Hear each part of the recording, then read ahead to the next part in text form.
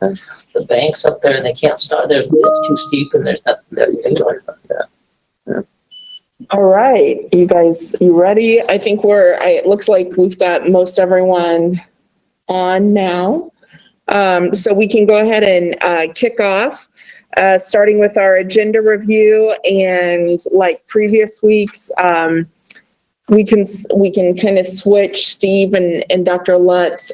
Steve was actually able to get us some preliminary numbers from the long weekend not being here in the office yesterday. GSI report, and then I've not received any special requests for open discussion or anything, so I don't have anything there, but if anyone has topics they want to discuss, we can add those in at that time. And I think we're good. As a reminder, the data was sent out to everyone, so you have it in your email. So you can follow along when Steve goes through his report. So, Steve. All right. Well, yeah, it's going to be a little light on data this morning just because coming back from the 3-day weekend, not having all the visuals and pieces cleaned up yet. But tentatively, I can say that in the past week, that is Sunday through Saturday, we had 255 total cases, which was 36 fewer than the previous week. The age group, the 20-29 year age group, still is reigning champions with a little over 25% of cases.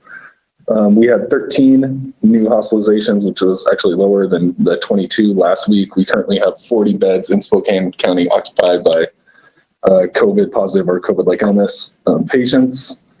Also last week, we unfortunately had 11 new deaths. 8 of those were reported on Friday, so it seemed like a larger trend, but they're really just one more than the previous week. As far as the 2-week rates, we're at 91.6 per 100,000 residents, which is down slightly from 97.23. Our hospitalizations are also trending down a little bit. Currently, 53.5% of beds are occupied by patients, which is down. And of those, 2.6 are of confirmed COVID-19 cases. For testing last week, we did increase a little bit. We had 403 tests conducted last week. That was up from 347. Average individuals tested per day was 78.2, which again was up from 67.3. Average positive tests was 7% of those that were tested positive, which was down slightly from 8.3%. For case and contact investigations, we reached 73% of the cases within 24 hours, closer to 97% within 48 hours. We spoke with 216 cases, which is 85% of all of ours, so DOH was doing less of a lift last week. We reached 84% of the contacts, which is 84% of the contacts were reached within 48 hours. And that was 191 individuals that we spoke with. And then we unfortunately had 3 new long-term care facilities that had a reported outbreak. And that is my abridged report for today. Questions for Steve before we segue over to Dr. Lutz?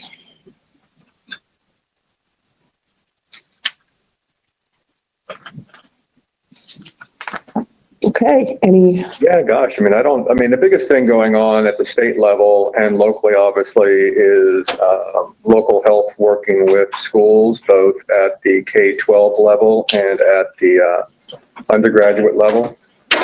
So everybody, it seems like throughout the state, there are just a variety of ways that K-12 schools are opening to primarily remote. West side, almost all the school districts are remote, with the exception of some school districts on the peninsula. But obviously, Spokane has quite the variety of opening plans, and we shall see how things play out. any questions for Dr. Lutz? I have a quick question. Yeah. Hi, Dr. Lutz. So this is Doug with the City of Medical Lake. So when do we expect the numbers to sort of reflect what we think is going to happen over the 3-day weekend with a possible increase in numbers and the starting of Whitworth and Gonzaga. I mean, do you anticipate a time frame when you may see the results of all those startups? Yeah, Doug, typically when you look at an event such as a weekend holiday, you typically would look at the 10 to 14 day window following that date. So, the next 2 weeks will be telling. That was certainly a concern that my colleagues across the state all expressed. We were all trying to get the word out. But yeah, so within the next 2 weeks, we'll have a good sense from at least the holiday. And then with Gonzaga, Whitworth coming back again, that'll sort of play out as we see over the next couple of weeks as well. Thank you. Yes. Other questions? Yeah, this is Josh Kearns. Is our target still 75 per 100,000 for the K through 12 schools? Is that the target we're still looking at? I've heard some kind of mixed information on that. Well, I mean, the ultimate target for really bringing children back to more in person is 25. 75 is the bar, where again was above 75. The recommendations are strongly recommended for remote only with some carve outs for special populations. Between 25 and 75, the recommendations are to consider more of a hybrid version for K-12. Okay, and then below 25 is fully in person then? That's the goal. Okay. All right. Thank you.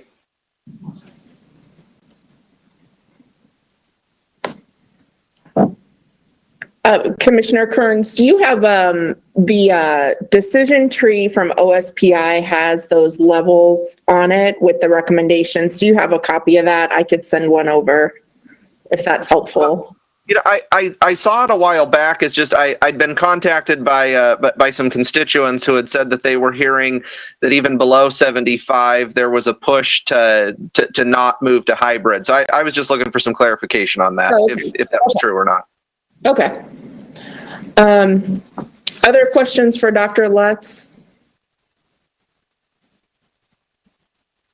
Okay. Not seeing any. Anyone from GSI on the call?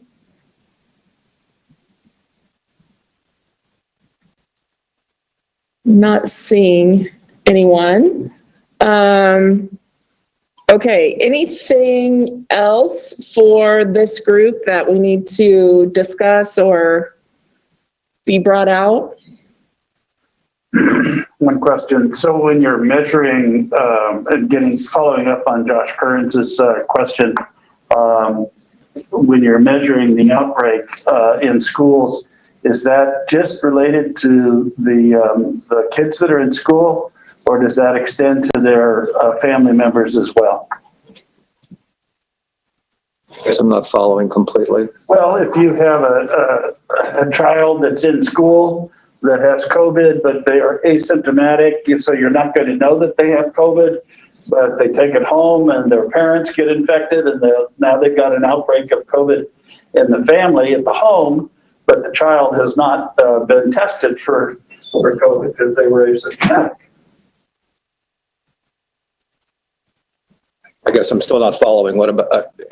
So you're trying to measure whether there's an outbreak as a result of the schools. Right. So if you're just measuring the kids, they might not, you're not going to test them until they've got symptoms, right?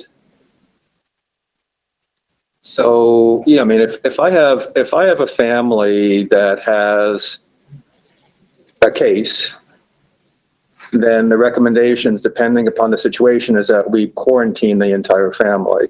We may or may not consider testing of that family. Okay. So if a child is asymptomatic and he or she brings the infection back to the home, then again, we may, as you're suggesting, not know that the child is the infected one, but that child would not be going back to school because he or she would be quarantined because the entire family is quarantined. How will you, so I guess your contact Contact tracing tracing. will identify the link between the school and the child. Okay. All right. Okay. Other questions? Okay.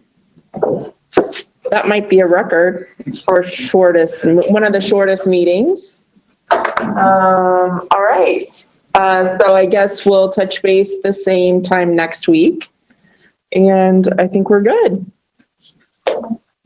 Thank you, Hey, everyone. Amelia, Yeah. do you have a second? I mean, everybody else can leave, but this is Doug again, sorry. One thing I always hear in the community is if school kids aren't affected, why can't they go to school? And I think we all need to do a better job of messaging that, those kids leave that school at some point and they're out in the community. And that's really what the concern is, as opposed to, the concern being the child themselves being sick, which is a concern, don't get me wrong, but I think we need to do a better job of relaying to people that, look, those kids leave that school, those college students go out into the community, and that's the real issue and what everybody's trying to protect against. I just keep hearing this argument, well, kids aren't affected, why can't they go to school? Well, again, unless you're going to quarantine the whole school or they're not going to leave campus, it's an issue, but I don't know that message is getting received very well. Yeah, and I think that so I agree, Doug. I think that for when we say kids and we mean kind of that college age area, that's been why we've tailored the latest media campaign towards that age group. And some of the specific messaging is around, even if you're asymptomatic, you could potentially take it to a relative, a grandparent, a mom, a dad, aunts, uncles, that kind of thing. So yeah, we're definitely trying, and all the universities so far have been great to work with. Sure. About making sure we get messages out. So, and I think I've seen that. I was referencing more even the elementary school kids, this magical K through 3 that seems to be Superman when it comes to COVID, or Superwoman. So, but I think parents still don't understand that, hey, those kids leave. It's not that simple. I just, from our community, I keep hearing, those kids seem to do just fine. Why can't they be in school? Yeah. And so I think the elementary school age kids are the ones, I think those parents are the ones that need to get the message that, look, your kids are going to leave the campus at some point and come home or go to the store or go to McDonald's or whatever. Yeah, no, absolutely. I think that's a good point. Good point.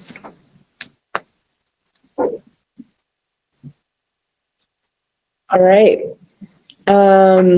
Thanks, Doug. All right. Anyone else? All right. See you next Tuesday.